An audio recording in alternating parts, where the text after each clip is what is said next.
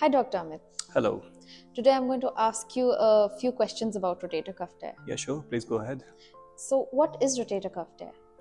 So, rotator cuff, it's a group of four tendons which wraps around the shoulder joint. They're called supraspinatus, infraspinatus, teres minor, and subscapularis. They kind of control movements and stabilize the shoulder. And unfortunately, sometimes there is a tear at the tendon bone junction, and that's called rotator cuff tear. Okay. So, what causes rotator cuff tear? No, most commonly what we see is the wear and tear in the rotator cuff tendon. That's because of degeneration. As the age advances, the tendon quality becomes poor, and that causes the tear. That's the most common thing. But sometimes in young adults, we do see tear, which is most commonly being a sports injury or a road traffic accident, patient falling on the shoulders. So that can also lead to rotator cuff tear. Okay. And how common is it? Yeah, it's pretty common. In my clinic, majority of the patient which I see around 60 years age or beyond, it's rotator cuff tendon diseases. It's pretty common. Okay. How would you diagnose them? What are the symptoms? So the patients present as the painful shoulder. They will have difficulty in movement. They will have difficulty in doing their household chores or sporting activities. They can't lift their shoulder up. They can't get their hand on the head or on the back. So these are the symptoms they come up with. Or sometimes they have terrible night pains, and which doesn't let them sleep. Okay. They also complain of weakness in the shoulder. So these are the things they come up to the clinic. Okay. Any particular modalities you use for diagnosis? Yeah, so basic is X-ray, radiograph, plain radiograph that shows some indirect evidence of the rotator cuff disease. However, it's usually confirmed by the scans, either MRI scan or ultrasound scan. And how do you treat rotator cuff tears?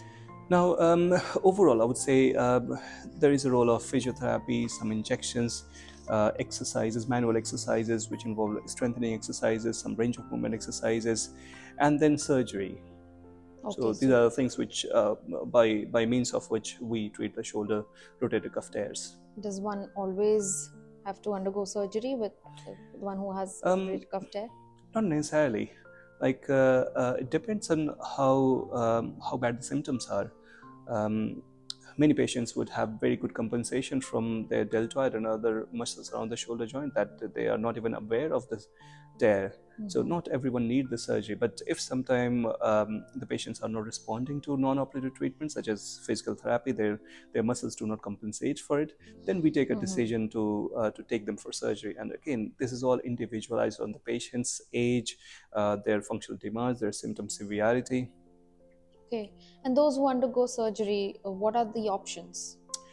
Yes, the most common surgery which I do, or which most of the shoulder surgeons do, is rotator cuff repair, just an arthroscopic repair of the tendons. Sometime because of if the tendon tear is for a long time, then it's difficult to repair the tear. Then we go for another complex procedure. Sometime we call it superior capsular reconstruction or a tendon transfer, or even a joint replacement such as reverse shoulder replacement surgery. So, when does one need rotator cuff repair? If suppose you have done your exercises, your non-operative options, you have exhausted, and still you're painful, your day-to-day life is affected, and then we take a call to get them to operating table for repair. What does a typical rotator cuff repair involve? So it's basically an arthroscopic surgery. We also call as keyhole surgery. So we put multiple holes around the shoulder joint, very tiny holes, through which we introduce the camera inside. We diagnose the conditions, we look at the tear, and then we repair with the help of suture anchors. They are like hard pellets which goes inside the bone, and then there are threads coming out of it, and with the threads we repair the tendon. We put the sutures on the top of the tendons so that they are snugly fit over the bones, and then there is a healing along the tendon bone junction.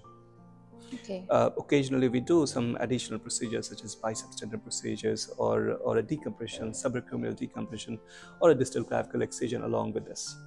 Okay. Now, I've heard of double row rotator cuff repair and single row. Is one better than the other? So in single row, what happens? We put only one row, so the tendons are repaired over the GT, credit tuberosity. We put single row anchors, like 1 or 2 anchors, and then in double row we put almost 3 to 4 anchors, where we repair the tendons in 2 rows. Theoretically or biomechanically, double row is slightly stronger than the single row, and there are few reports suggesting in favor of a double row repair. But again, it depends on the size of the tear. Okay. And what is the typical stay in the hospital after surgery? It's usually undertaken as a daycare procedure, like you can be discharged on the same day or the next morning after the surgery. Mhm. And what are the precautions that one needs to take after surgery? So after surgery, it's very important. You will be given a sling after surgery to protect the repair. A sling goes on for about 3 to 6 weeks, depending on the size of the tear and how happy we are with the repair. But you have to take the sling off and do your exercise as per our standard physiotherapy protocol. Few things which you should avoid in the initial 6 weeks is like lifting weights or driving or doing overhead movements unless until advised. So, because these things can jeopardize our repair. Okay. So, how long does it take to get back to normal? So I would say it takes almost 2 to 3 months for a person or a patient to get back to normal.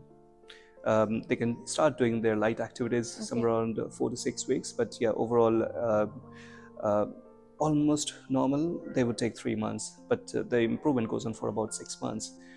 The strengthening takes time. So initially, we focus on range of movement exercise to get them back to their range, and strengthening comes later. And when can patients start driving? 6 weeks, I would say. If they feel happy, if the rehab is going according to the plan, then 6 weeks they can start driving. Okay. What are the chances that the shoulder will be normal after surgery? Yeah, so occasionally we do see re-tear as one of the complications, which I would say in the rotator cuff repair surgery, and it also depends on how bad the tendon quality is. Suppose if I do repair in a young gentleman, whereas I'm doing surgery in a over 60 or 70 or 80 years old gentleman. Again, the tissue quality depends on the age. There will be more chance of re-tear in the elderly gentleman. Other factors is what we see is amount of retraction, that how much distance the tendon is away from its footprint on the bone. That also determines the re-tear rate. So. But the good thing is not all the patient with the re-tear need revision surgery. But in case if it's the revision surgery is required, we usually do either augmented cuff repair or even a joint replacement surgery. All right, doctor. It was great learning about rotator cuff repair from Thank you very much.